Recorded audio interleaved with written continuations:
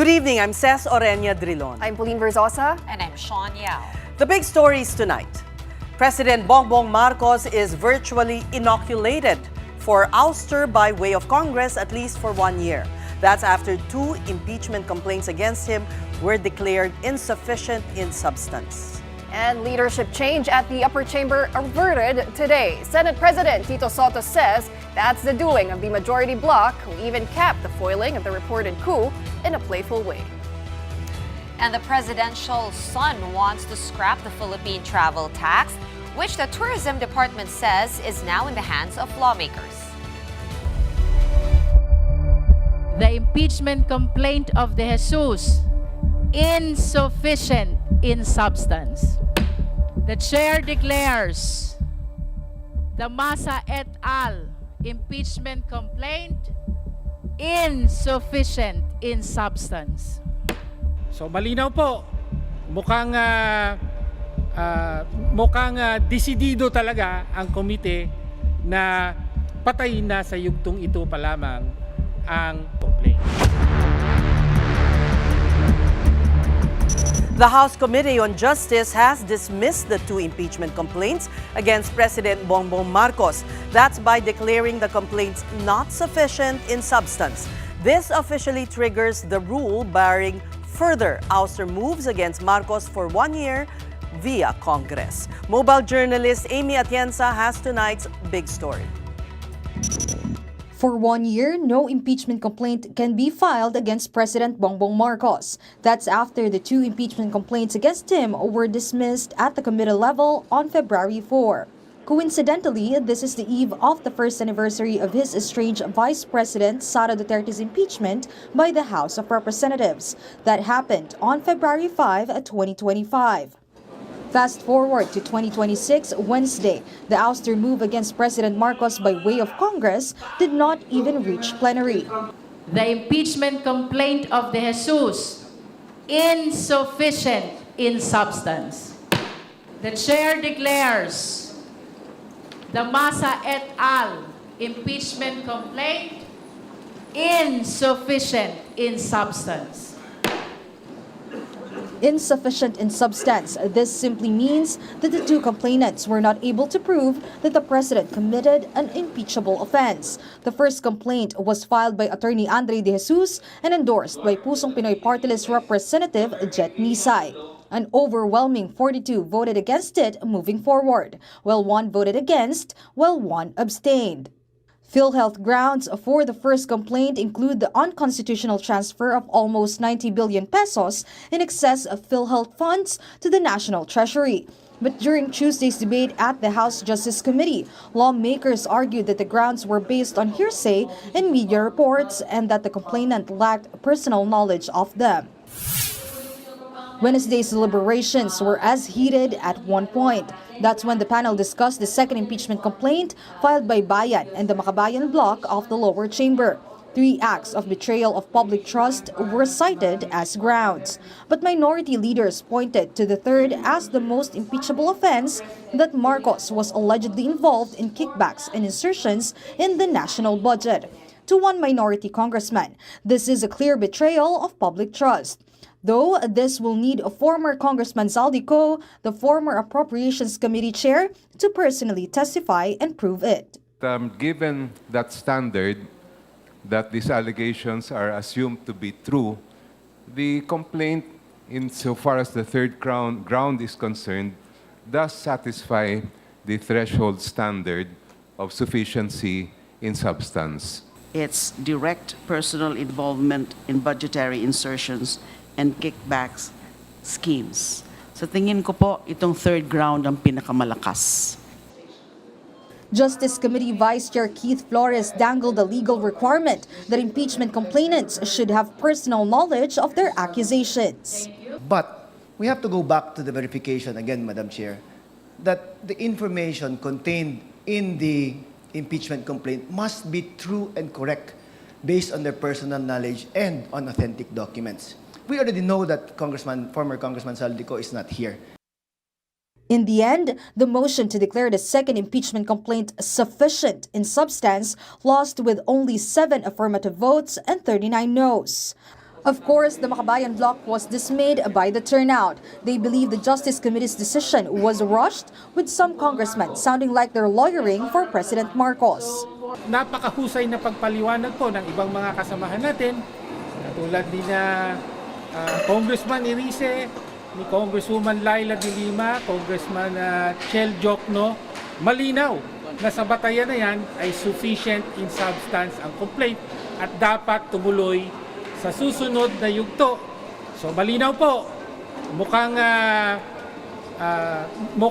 desidido talaga ang komite na patayin na sa yugtong ito pa lamang ang complaint. Hindi naman po pag-aabogado sa presidente, bagkus pagbibigay po ng opinyon ng bawat isa. So hindi mo naman maaalis sa mga abogado na mambabatas na ipaliwanag kung paano tignan yung mga pagtanggap ng ebidensya. Despite the House Justice Committee striking down the 2 impeachment complaints, plenary still needs to approve the report from the panel on Monday, February 9. 1/3 or 106 votes from House lawmakers are needed to junk the impeachment complaints altogether. I cannot still say it's dead because there's still a proceeding that will happen in the plenary. Meantime, Malacanang says due process was followed in discussions on the ouster complaints against the chief executive. Ikinatutuwa po natin na nasunod ang proseso at nagpapasalamat po tayo na nakita po ng mga mababatas kung ano po talaga ang katotohanan. Kapatid Amy Atienza, BR1 News. So tonight, let's discuss the fate of the impeachment complaints against President Marcos. And joining us again is ACT Teachers Party List Representative Antonio Tino. Congressman Tino is one of the endorsers of the second complaint. Good evening to you, Congressman. So, do you still have any hope that it's still alive, as Congresswoman Luis Ro said, di pa naman dead? Well, formally that is true. Hindi pa tapos yung proseso. Dadaan pa to sa plenaryo. No? So, technically, that is correct. So, do you still have hopes, though, that you will get the votes in the plenary? Well, batay po sa nakita natin kanina at kahit sa reporting ng media, including your own report, ay mukhang mali po ang intindi at ang ginawa ng komite rito, no? Ang sinasabi, hindi raw napatunayan ng mga complainant at endorser ang aligasyon na may impeachable offense ang Pangulo. Wala raw ebidensya, hindi sapat ang ebidensya, and so on and so forth. Ang punto po, wala pa po tayo sa stage ng pagsumiti ng ebidensya at pag-determine kung meron bang ebidensya, sapat na ebidensya, and so on and so forth. Trabaho po yun ng respondent, in this case, presidente, at ang mga abogado niya. No? Kaya nga sinabi po natin kanina, bakit ang mga majority congressman ay tila nag-aabogado para sa presidente? Hindi yun ang layunin ng determination of sufficiency in substance. No, kung hindi, babasahin lang ang teksto ng complaint at aalamin kung ang sinasabi ba sa complaint ay mapagbabatayan ng ground for impeachment, which is betrayal of public trust. No? So yun lang. Kaya lang, sabi ko nga, mukhang desidido na hindi pa abutin doon sa aktual na investigasyon dito, no? Precisely, mga aligasyon lahat ng ito. Sinasabi na puro kayo aligasyon, no? Wala kayong ebidensya. Ang tinitingnan pa lamang po ay kung impeachable ba talaga, impeachable offense ang inyong aligasyon, no? Ang Pangulo ang sasagot kung may sapat na ebidensya ba o hindi. Hindi po yun ang trabaho ng mga kongresista. But as I said, mukhang ayaw na nilang paabutin sa yugtong iyon na kailangang sumagot ang Pangulo at kailangang maglabasan na ng aktwal na ebidensya. No? So, base po sa debate sa Justice Committee, yung third ground ang pinakamatindi sana na pwedeng pumasa sa sufficiency in substance. Yan ay isang pagtingin ng mga kasamahan natin that was expressed by Congresswoman De Lima and Congressman Jokno. And they have basis for saying that, of course, para sa aming mga endorsers, yung tatlong grounds separately ay sapat at matibay. At magkakaugnay ang mga yon. No? However, tama rin yon na malakas at nakasasapat. Sabi nga kanina, ang threshold lang natin dito, hindi pa kung matibay ba ang ebidensya and so on and so forth. Ang sinasabi lang kung sakaling totoo yung aligasyon na sangkot sa insertion at tumanggap ng kickback ang presidente, impeachable ba to? Okay, Siyempre ang sagot, yes. No? Okay, Congressman Tinio, base sa naging botohan, both doon sa first and second impeachment complaint, umaasa pa ba kayo na magkakaroon ng reversal pagdating sa plenaryo, or do you think these numbers that we saw today would reflect the numbers of the whole? Well, to be frank, nung sa simula pa lang, nung inanunsyo ng House Committee on Justice Chair na magkakaroon daw ng sunod-sunod tatlong araw na pagdinig sa Committee on Justice sa mga impeachment complaint, parang meron na kaming hinala. Bakit parang may timetable na rito? At mukhang tila may predetermined result na mangyayari. So, in the end, para sa amin, medyo nakumpirma na ang intention talaga ay tapusin by the third day. No? At kahit pa anong argumento na sufficient in substance, no? Batay sa sariling rules, panay ang balik nila doon sa issue ng verification based on authentic records. Sila mismo ang bumoto na sufficient inform ang complaint. So dapat ay settled na yon for this stage in the process. Yung mga pagsabi na, well, lang yan, hearsay lang yan, and so on and so forth, hindi po sila ang dapat gumawa nun. Ang dapat pagsabi nun ay ang presidente, ang respondent. So, kaya again, nais nilang palabasin na wala raw na patunayan ang complainants at mga endorser kanina sa mga allegations na impeachable ang mga offenses na ito, ngunit wala pa nga tayo sa yugto ng pagpapatunay, no?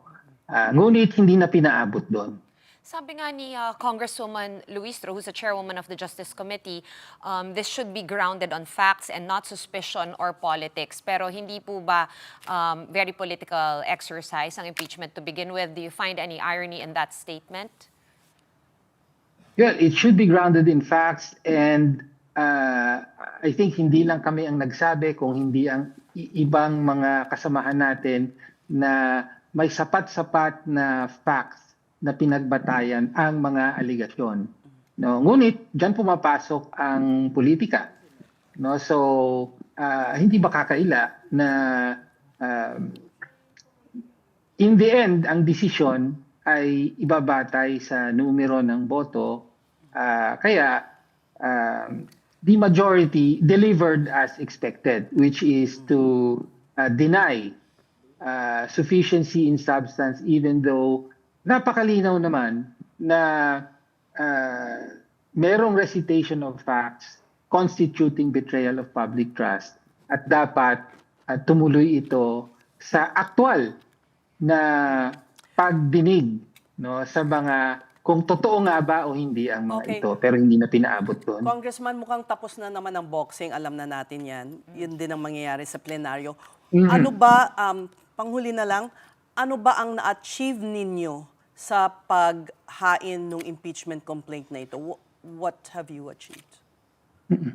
What we have achieved is we have laid out the central and essential role of the president in the flood control corruption scandal that took place in the 3 years of the Marcos Jr. administration. No, so ang sinasabi natin, hindi mangyayari ito nang walang alam ang presidente, bagkus alam niya, pinahintulutan niya, ginawa niyang patakaran, at siya mismo ay direktang lubahok at nakinabang mula sa corruption. Ang isa pang pinakikita nito ay ang accountability sa ngayon, no, sa so-called anti-corruption campaign na pinangungunuan umano ng Pangulo ay in the end, negotiable. Nakikita natin yan halimbawa sa Senado, no, na merong Senate report, merong meron daw sisingilin doon, ngunit ngayon magkakaroon ng supposedly change of leadership dahil may mga hindi masaya sa findings. So you know, walang tunay at ganap na accountability na magaganap for as long as negotiable ang usapin ng accountability. No, this is true whether in the Senate at sa aking pananaw, ito rin ang nakita natin sa naging resulta ng impeachment proceeding kanina. Well, Congressman, given what we know now about how difficult the process is, just in getting the complaints to hurdle even the sufficiency in substance, what are your expectations when it comes to the impeachment complaints of Vice President Sara Duterte? Well, yun na nga, ano? I hope that, kasi endorser din kami ng complaint, the first complaint against the Vice President, no? I hope that what happened today will not come back to haunt the impeachment proceeding against the Vice President. Anong ibig ko sabihin? Kung ang husga ng publiko sa nangyari kanina ay essentially artisan ang naging ang nagdetermine ng resulta nito, no, ay at nakita nila ba mabilis, no, ilang araw lang ay dinismiss ito. Sa kabilang banda, kung hindi maipakita na patas ang handling sa dalawang magkaibang impeachment complaint, ay maaaring magamit, no, ang handling sa dalawang impeachment complaint para sabihin na, well, talagang ang impeachment political lang yan. So do you think mas talina ngayon, no, yung komite, Representative Tinio? Kasi pagdating kay Sara Duterte, everyone will be comparing, bakit dito hindi nyo pinalusot pero dito pinalusot nyo? Do you feel that it will make, hurdling through the Justice Committee of the Vice President's impeachment complaints a lot harder? Yun na nga po ang sinasabi natin. Hindi maiiwasan na magkumpara ang publiko. Dito, sabi nyo, allegation lang ito. Bakit tong sa kabila? May ganitong allegation, and so on and so forth. So, kung hindi nga patas ang magiging handling, ay, yung buong proseso ng accountability na impeachment ay, magkakaroon ng or mapapahina, no? Naayaw nating mangyari dahil ito ang tanging mekanismo ng pagpapanagot pag pinag-uusapan natin, lalo na ang presidente, ang pinakamataas na opisyal na immune from suit. What if hindi patas pero pabor po sa gusto nyong ending, no, or sa goal ninyo? Will you still as a bloc, cry foul over that unfairness? Hindi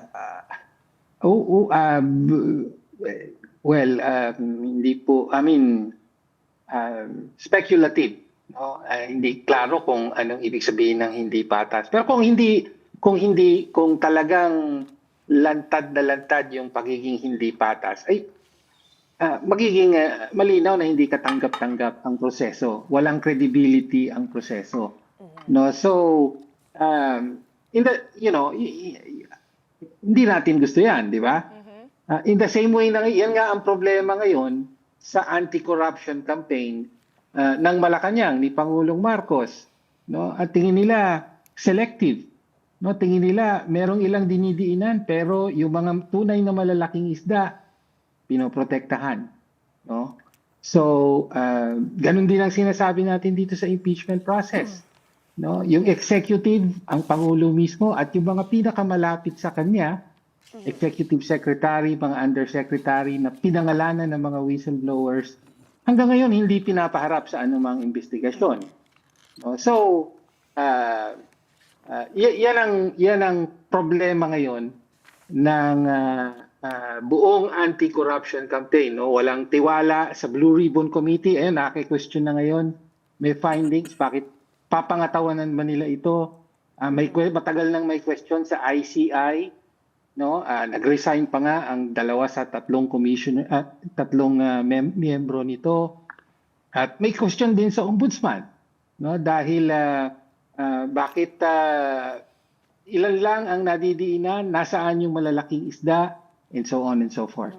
Well, going back to the impeachment proceedings, Congressman, you did mention you are also one of the endorsers of the impeachment complaint against VP Sara.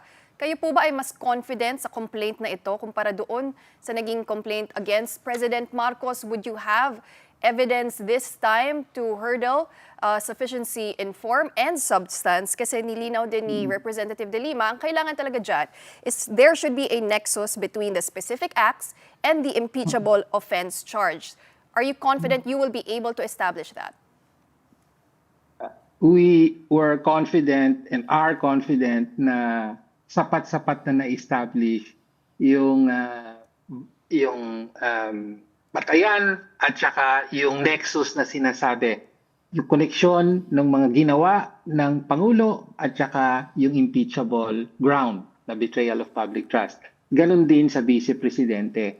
Pareho pong nakasasapat yan at dapat parehong pumasa hanggang sa aktual na sustansya ng proceedings, no? Yung aktual na pagdinig at pag-evaluate sa ebidensya, no? So kaya lang dito sa isa ay tinanggihan, no?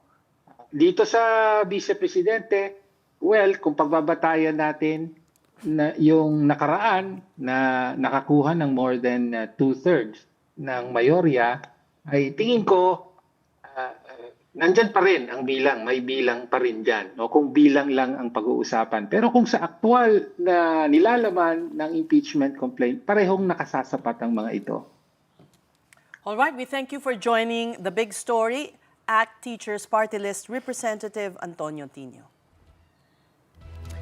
All right, still at the House of Representatives, ACT CIS Representative Edvic Yap has resigned. Yap submitted a letter which was read during today's plenary session over at the lower house. After this, the House Secretary General was ordered to remove Yap from the role of members. Yap is among those being investigated for alleged involvement in the flood control scandal. But no word yet if that has anything to do with his sudden resignation. And in other news, President Bongbong Marcos's net satisfaction rating is hardly moving according to the social weather stations. In the fourth quarter poll of SWS, approval over the president's performance remains in the red at -3, just slightly up from -5 in the third quarter. Now, that's classified in the SWS chart as neutral. 40% of Filipinos polled said they are satisfied with him, up by 1 point, while 43% expressed dissatisfaction, also down by a point. Undecided respondents were unchanged at 17%. The chief executive's net satisfaction ratings rose in balanced Luzon and Visayas, but tumbled by 15 points in Metro Manila from -2% to -17. And his ratings in Mindanao stayed at -28%. The SWS survey was conducted among 1,200 participants or respondents from November 24 to 30 with a margin of error of ±3%. We're going to take a quick break, but coming up, Congress has begun tackling several versions of the bill that will ban political dynasties. But will the measure finally make it after 4 decades of attempts to pass it? We discuss that when the big story returns. Keep it here.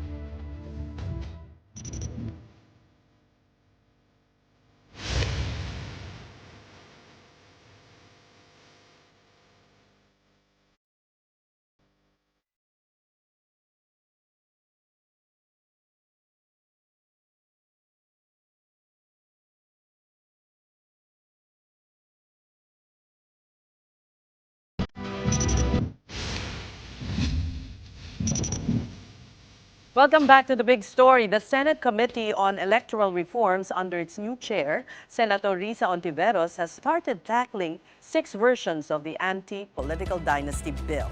The question on the scope of the measure remains a key issue. Even constitutional experts are divided on the issue. The question is national. I think some people may find it objectionable to include that, because essentially when we say national, you're really talking about senators. So we have to take a good look at that, whether 24 seats in the Senate should be covered by the prohibitions. 2 degrees. Dahil beyond 2 degrees daw, mahihirapan si Chairman Garcia at mga kasama niya to verify with thousands of candidates the 4 degrees or even the 3rd degrees relationship. Meanwhile, some senators who come from known political clans are open to the anti-dynasty measure. Even they agree there should be a limit to the number of posts one family can hold at the same time. A public office is not a family inheritance. It is a public trust. The intent of an anti-political dynasty law is not to single out families, but to strengthen our democracy, leveling the playing field, and ensuring that leadership remains open to merit, competence, and genuine service, rather than name lineage. Serve, but just doesn't have the means to serve. Nobody has the right to monopolize any power. Hindi naman dapat ito nagiging monopolyo. Also during today's Senate hearing, one political scientist was vocal about the urgent need for a foolproof, non-symbolic law against political dynasties.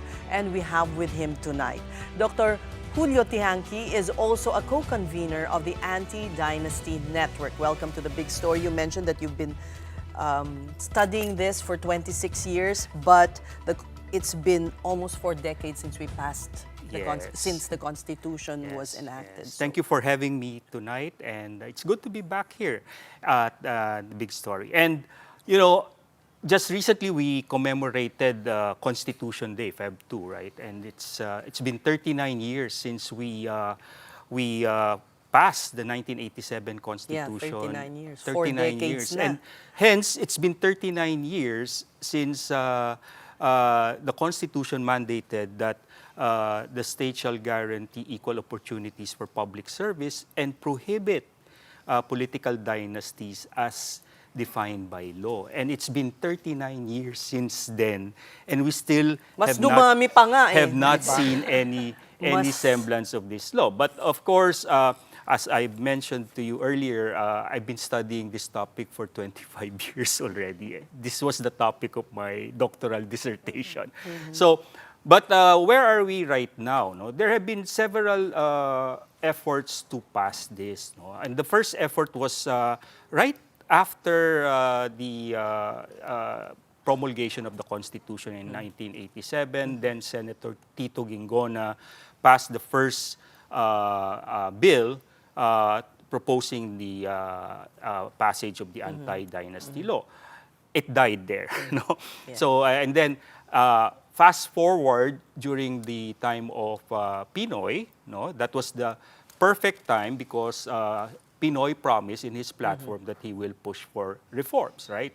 Kung walang corrupt, walang I think mahirap. Kong Erice Was one of those who pushed for it, and they it got up to the committee. the to committee, report it out. passed the committee in 2013. In 2016, they attempted to pass it again because Pinoy promised it in his penultimate SONA, but they ran out of time. No? And it reached the plenary, and even in the Senate, it was approved, but they ran out of time. And then during the time of President Duterte, there were some efforts tied to the constitutional reform. What makes you hopeful it will happen now? Because of the confluence of events right now. Of course, Kailangan ng pogi points ng administrasyon. no less than the President himself urged the Congress to prioritize the passage of this bill. And of course, given all this brouhaha over the flood control scandal, they need a win right now. And this is actually also a critical window of opportunity because of the flood control scandal. Civil society and the public are now vigilant again. No? So, nagmamasid ang taong bayan, naghihintay at nag-aabang. At kailangan patunayan ng administrasyon na seryoso sila sa pagtalakay. No? Para makita lang kung ano po yung resulta, sorry to interrupt, but si Sandro Marcos, anong mangyayari sa kanya if an honest-to-goodness anti-dynasty measure is passed? Okay. Unang-una, kailangan kasi talakayin kung ano ang ibig sabihin ng dynasty. No? At yan ang pinagtatalunan dahil sabi ng nagbalangkas ng ating Constitution, iwan natin sa Kongreso ang pag-define ng dynasty. Of course, alam naman natin na yung Kongreso ay House of Dynasties, no? So both the Senate and the lower house, no, ang Kamara, no. At sabi ko nga palagi, no, palaging hinayaan natin ang magdi-define ng batas na nagbabawal sa dynasty ay mga dynasty rin, no. So parang it's like asking Dracula to guard the blood bank, no. It's really a melting pot of conflict of interest, no. So talagang malabo kung tutuusin. No? Pero, ang dynasty kasi is the concentration, consolidation, and perpetuation of power in a particular political family. So even during the colonial period up to the post-war period, political families have long dominated our politics and our elections. No? And I've always said that clans and not parties have been the building block of our family. So the framers of the 1987 Constitution recognized this, and that's why they put that provision. And take note, it is in the Declaration of State Policy. So it's a very, very important provision in our Constitution. Ngayon, throughout time, ang original version ng dynasty ay yung tinatawag na teen dynasty, yung sunod-sunod lang. For the longest time, yun yung nakikita natin. No? And kaya naglagay ng term limits sa constitution natin. Kaso, hindi nila ginawang self-executing yung anti-dynasty provision. So, nung naglagay ng term limits, ang naging unintended consequence ito, dumami lalo ang mga political dynasty dahil napabilis yung pagpasa ng kapangyarihan. So now we have the question of the relationship. Who will be involved in this anti-dynasty bill? When do we implement this? Sunod-sunod o sabay-sabay? Kasi ang mas problema natin ngayon, may mga political dynasties more than 5, yung tinatawag nating fat dynasties, na sabay-sabay. May ibang ang dynasty, obese na ang tawag. No? 32 members of the same family occupying different positions. No? So, and then, 32, saan? No? Where? No? Is it national, local, or both? No? So, okay. And then the fourth is, ano ba ang jurisdiction yan? di ba? Ito ba ay sa isang probinsya lamang, sa isang constituency lamang, or pwedeng cross-constituency or cross-jurisdiction?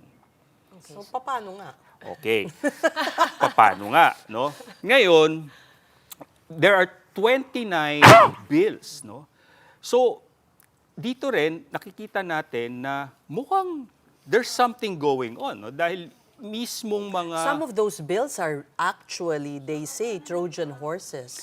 some of them are Actually, actually meant to prolong. Of course, actually one, no? One particular bill is really a outright Trojan horse, no? At talagang sinabi naman namin 'yon, no? And then there are 6 bills now in the Senate, no?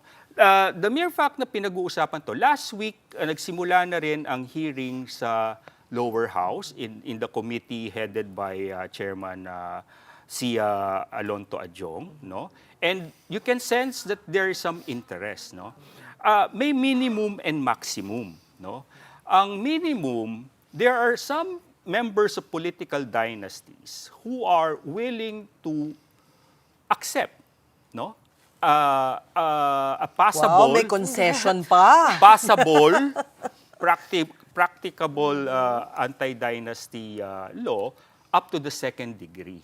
No? Prof, sorry to interrupt. Parang we spoke to Congressman Egay also. Yes. He said kasi, let's be realistic. Yes. You know, obviously, your data says 76% of the lower house belongs to political dynasty. Kasama na party-less dyan. Yes. So obviously, maraming horse trading and negotiations na Yes. magyayari. So 2nd degree is the magic number?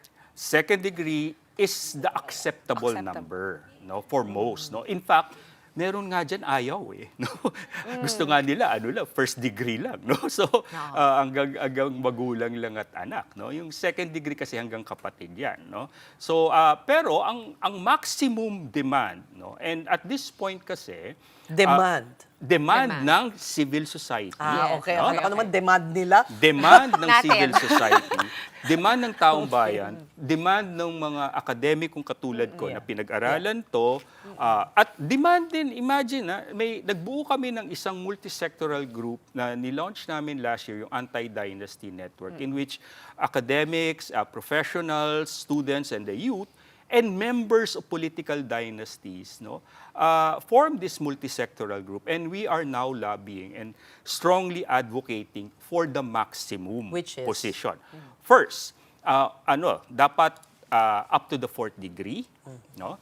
Then second, both Fat and Thin dynasty, both yung successive tsaka simultaneous, Spread out, no? Yung simultaneous. And then Excessive and simultaneous. then third, Which is fat and thin. Fat and Bakit thin. yun ang natawag na fat and thin? kasi yung thin pahaba, no? Through time, 'di ba? Pinapasa, no? Yung simultaneous mataba dahil sabay-sabay Sabay, sila sabay. at naging obese na nga, no?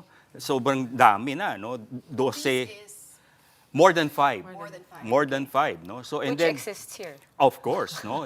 Actually 32 it's nga? Oo, 30. meron nga Sino yun? 32. What pa yung 32? Oo, meron 32. And then, meron din yung tinatawag na, bago ito tall dynasty. Ibig sabihin, nasa national na, nasa local pa. No?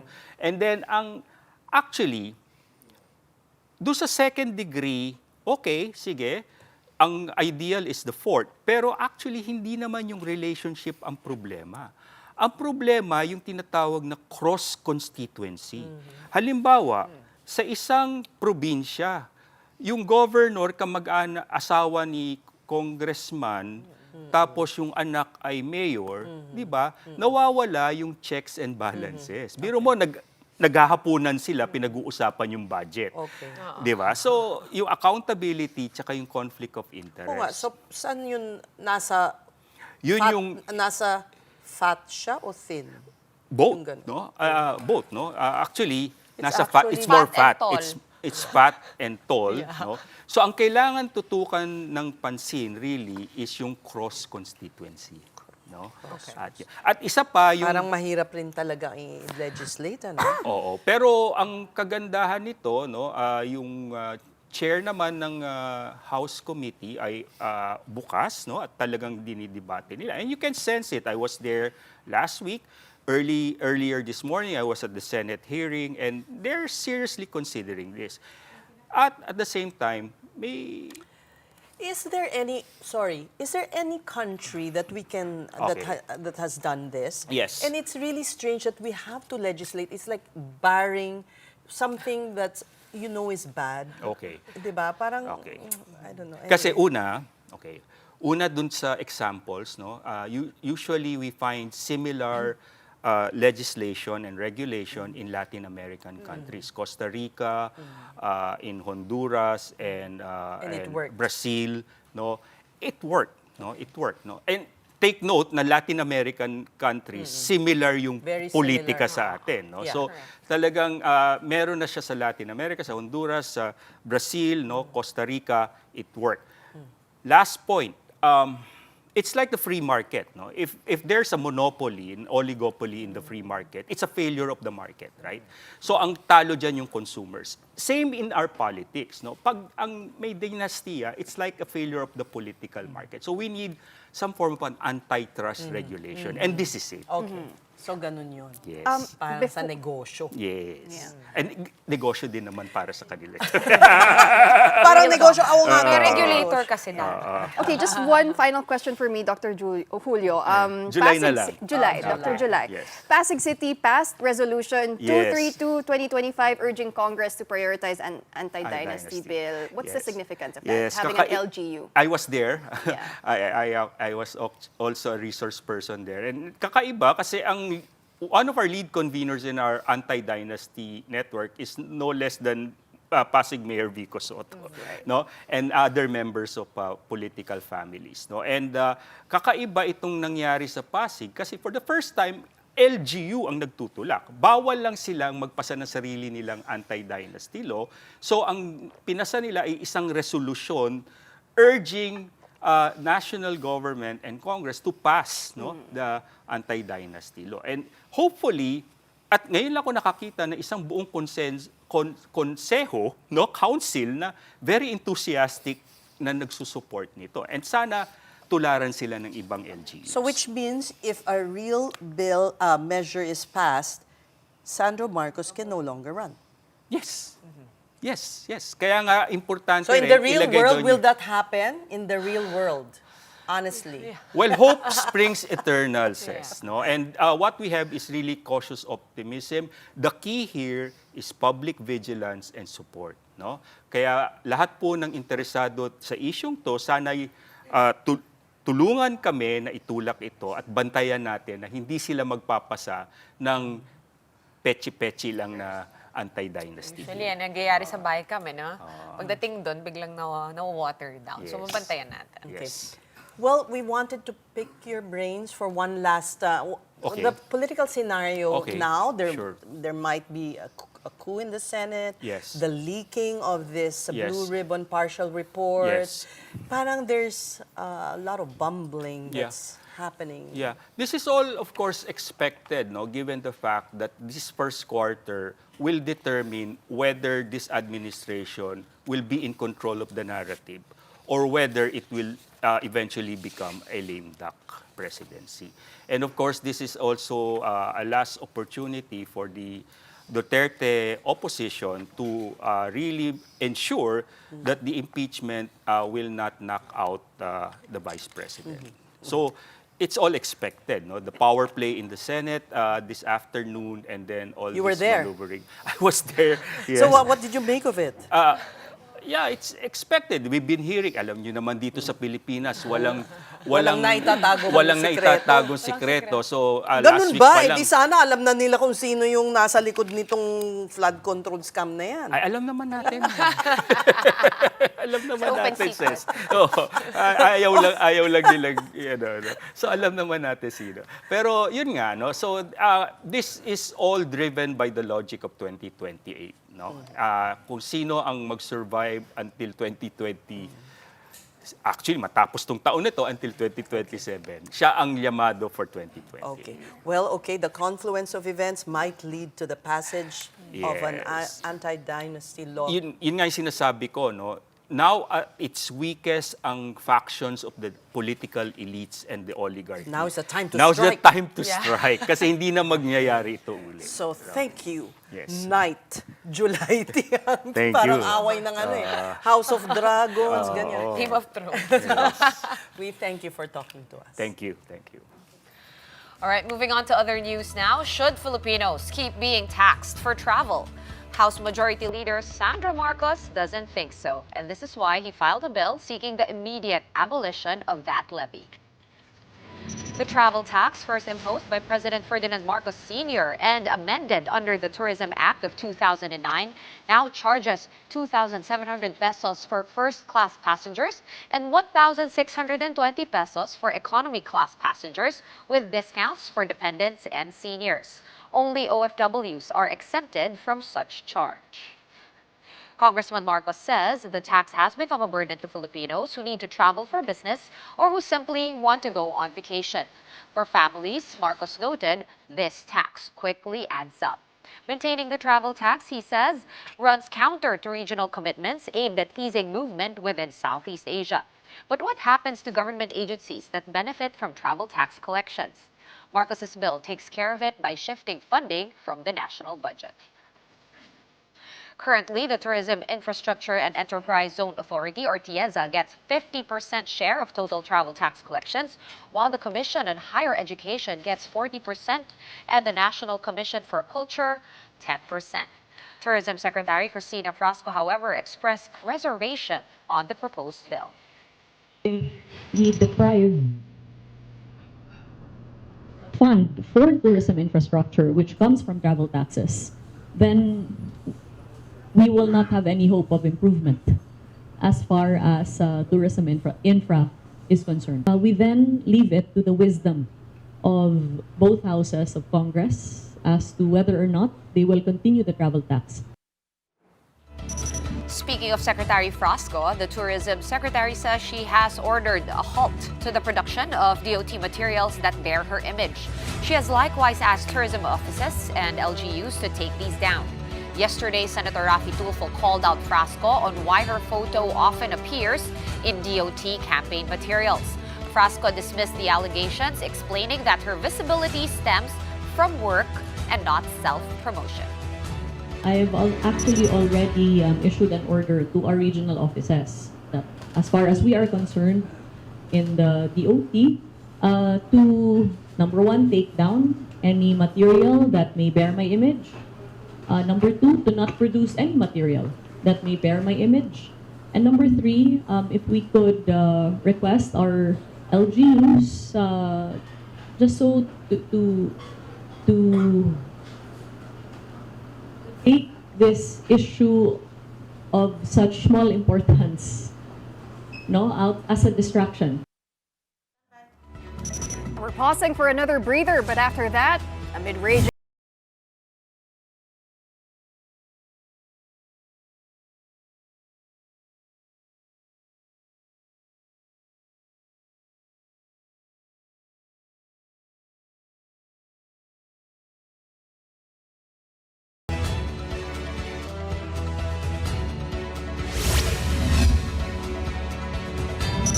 We're back with more stories making headlines this midweek, beginning with a request to senators to tone down criticism of Chinese diplomats. That's according to Senator Erwin Tulfo, who sat down with Foreign Affairs Secretary Teresa Lazaro this morning.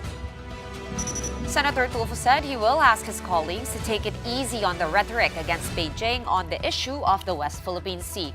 Tulfo was recently elected chairperson of the Senate Foreign Relations Committee.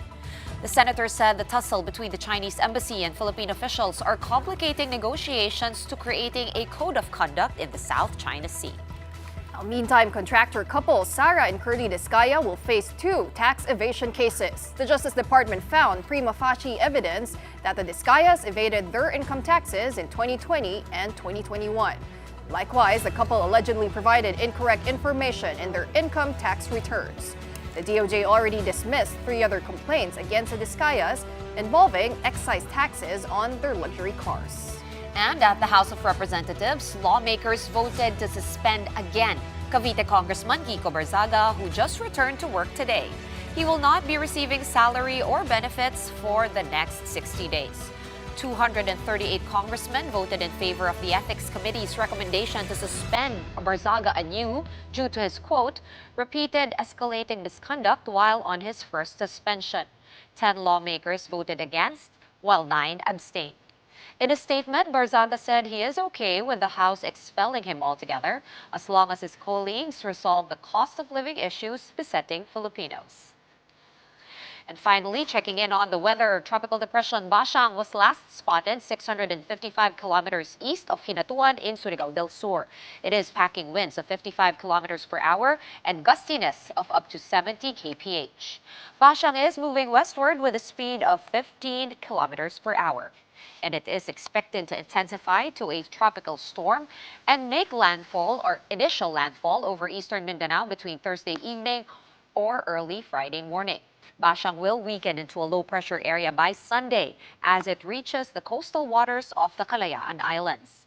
Signal number 1 is up in 4 Visayas areas and 8 Mindanao areas as seen on your screens.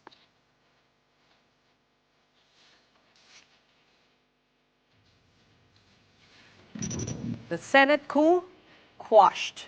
This seems to be the case after fresh rumors of a possible leadership change swirled this afternoon in the Senate halls. This was fueled by speculation that Senator Loren Legarda was earlier poised to become the first female Senate president.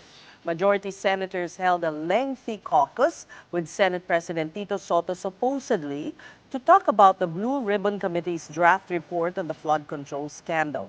That's while minority senators were seen going to Legarda's office. But by the end of the day, Soto is still Senate President. Okay, sir. So there was an attempt and you were able to prevent it? Well, the majority. The majority? Not me. Not me. The majority. Paano, sir? Paano? It's always the majority who decides. Sir, kumpiyansa kayo na next week wala nang ganito? Most probably. Opo, sir. Hopefully. Paano? Tsaka ongoing. Alam naman man ang leadership sa Senate. It's always ongoing. Yes. Yeah. Sir, ano lagi yan? In a post on social media, Senator Francis Pangilinan hinted on how the Senate coup may have been averted. He posted this photo of the caucus with the hashtag power sharing.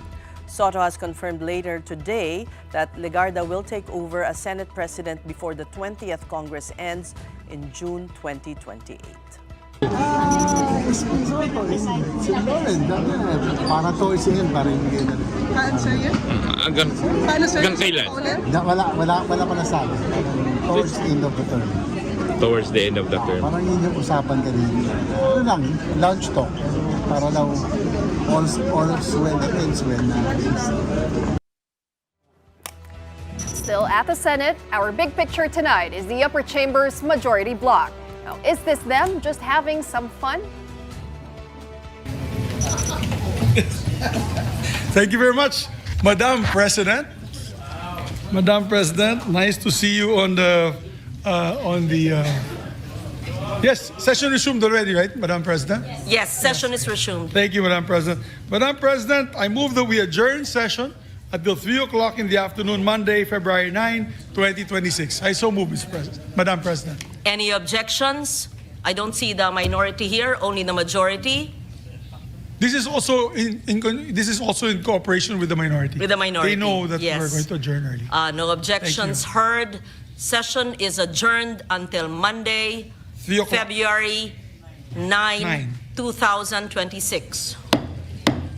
Thank you very much, Madam. About an hour after the plenary session was paused, Senator Loren Legarda re-emerged from the rostrum to serve as presiding officer, with Majority Leader Senator Mig Zubiri calling her, quote, Madam President. The senators were in a playful mood, minus members of the minority bloc. Senate President pro tempore Ping Lacson could even be seen taking photos. And that will do it for us here on The Big Story this midweek. Thank you so much for watching. We are back here tomorrow at 8 p.m. See you then. Kapatid, we are One News, all sides, all the time. Have a good night.